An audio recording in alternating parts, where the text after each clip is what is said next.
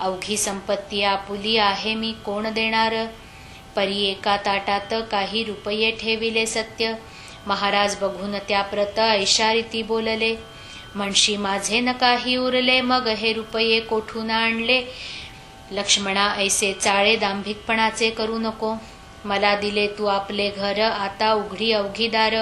फेकून देई रस्त्यावर अवघी कुलुपे ये धवा. लक्ष्मण काही न बोलला मौन धरून बैसला. परी समर्थे आग्रह धरिला खजिन्याचे दार उघडी. भीत भीत मोकळे द्वार केले त्याने अखेर. खजिन्याच्या उमऱ्यावर स्वतः जाऊन बैसला आणि म्हणाला महाराज यावे वाटेल ते घेऊन जावे. ऐसे बोलिला जरी बरवे परी अन्य भावांतरीचा. हे त्याचे दांभिकपण समर्था आले कळोन. बहुरुप्याचे राजेपण कोठून टिके बाजारी. जैसे कडू वृंदावन वरून पाहता दिसे छान. परी अंतरी कडवटपण पूर्ण त्याच्या भरले असे. सोडून त्याच्या घरासी उपाशी निघाले पुण्यरासी. दांभिकांच्या सदनासी संतन होती तृप्त कदा. तेथे त्याच्या घराची वा धन दौलतीची गरज समर्था नवतीसाची. ते वैराग्याचे सागर. परी तो जे काही बोलला त्याचा सत्यपणा पाहिला.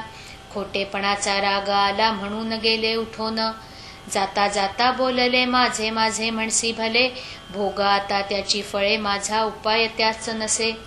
मी कृपा करावया आलो होतो या ठाया.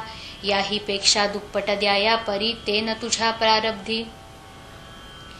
तेच पुढे झाले सत्य. एका 6 महिन्यात अवघी लक्ष्मी झाली फस्त. त्या भिक्षेची वेळ आली म्हणून श्रोते परमार्थात खोटेपणा न खपे किंचित. याच साठी हे चरित्र समर्थे घडवून आणिले. श्री गजानन चिंतामणी त्या गारकाय शोभा आणि. वासुवर्णा लागुनी भूषवावे का कथिलाने.